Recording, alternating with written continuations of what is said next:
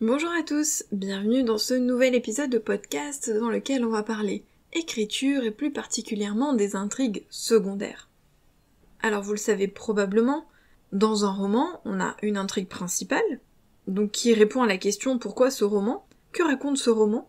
C'est l'histoire qui est à l'origine du livre, c'est l'intrigue qui va porter vraiment le roman, mais on peut avoir des intrigues secondaires, et je dis bien on peut parce que ce n'est pas une obligation. Elles vont aussi suivre un schéma narratif, comme pour l'intrigue principale, mais en général elles viennent renforcer l'intrigue principale, lui donner de la consistance. Dans certains genres ça peut être plus compliqué de rajouter des intrigues secondaires, dans d'autres genres ça peut être plus simple, et parfois ça peut être utile ou inutile, donc ce n'est pas une obligation, il faut faire en fonction de son histoire et de son roman. Concrètement, les intrigues secondaires vont permettre d'enrichir l'histoire.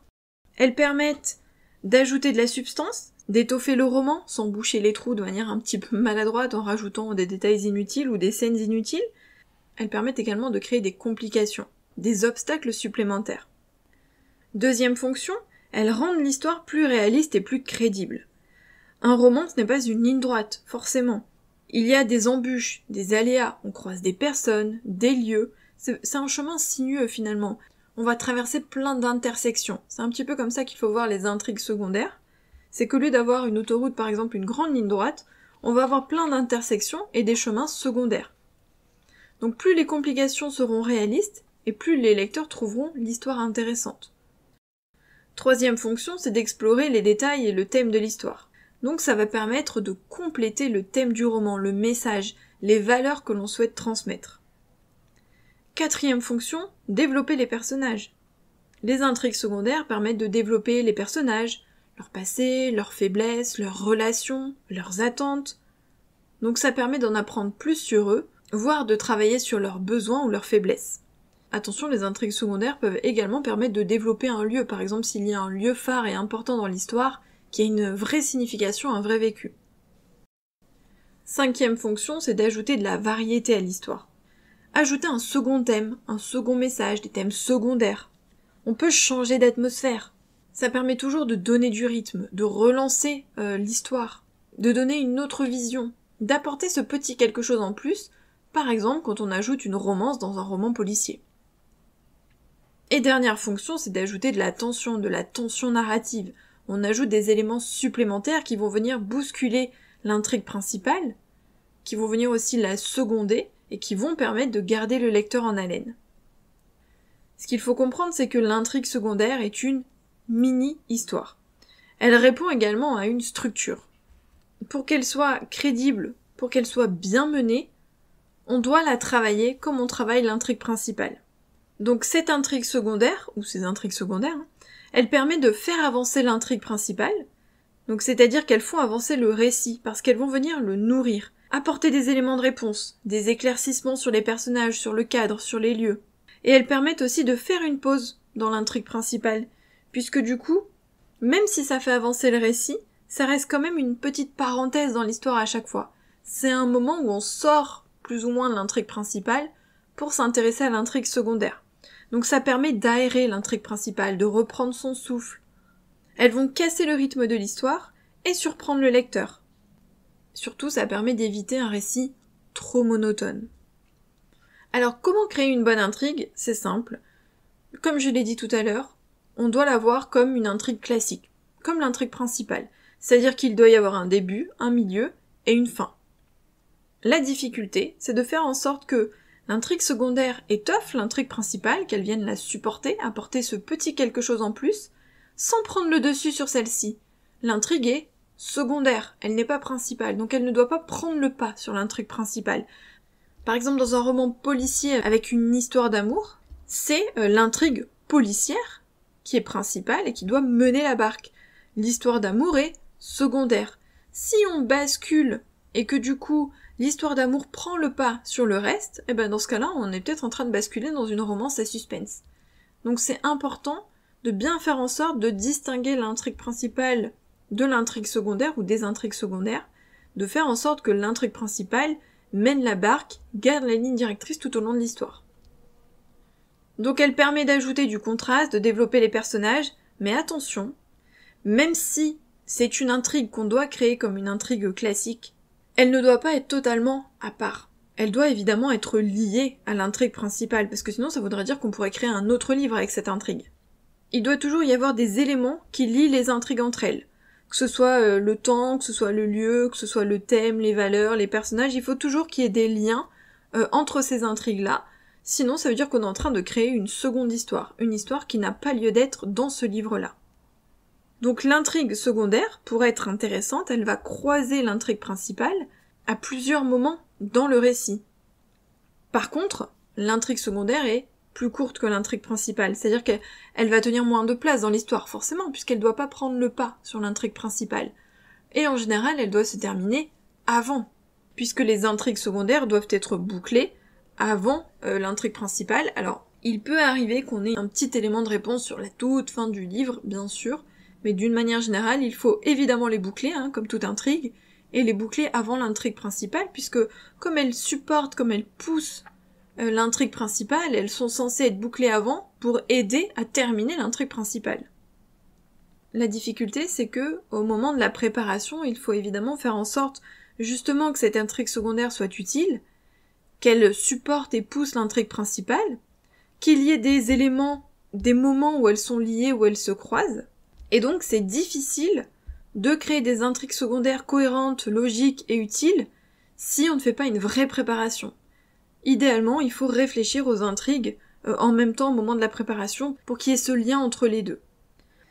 Alors en général, l'intrigue secondaire, ça concerne une histoire d'amour si on n'est pas dans une romance, ça peut être un conflit, ça peut être des histoires qui concernent plus les personnages secondaires, mais en général ça concerne deux grands cas on va dire, les personnages et les lieux. Alors ça peut concerner le personnage principal, mais parfois ça concerne aussi un personnage secondaire, qui va avoir finalement son propre but et ses propres motivations dans cette intrigue secondaire.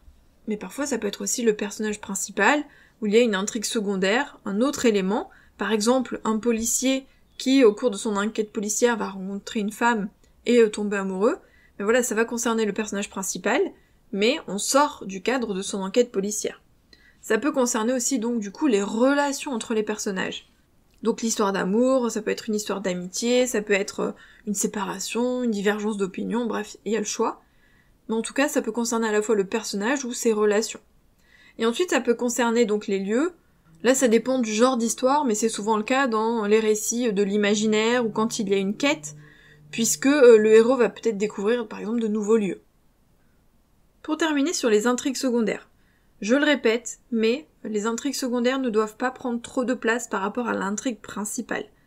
Elles sont plus courtes que l'intrigue principale, donc elles doivent se terminer avant, parce que le lecteur ne doit pas perdre le fil, cette ligne directrice. Il doit savoir quelle est l'intrigue principale, quel est le but du personnage, et quelle ligne on est en train de suivre du début à la fin du roman. Elles doivent donc être résolues à la fin du livre, même si elles sont secondaires, c'est-à-dire qu'on laisse pas en suspens, sauf évidemment s'il y a une suite. On ne crée pas d'intrigue secondaire juste pour boucher les trous. Ça, c'est un souci de construction de son histoire.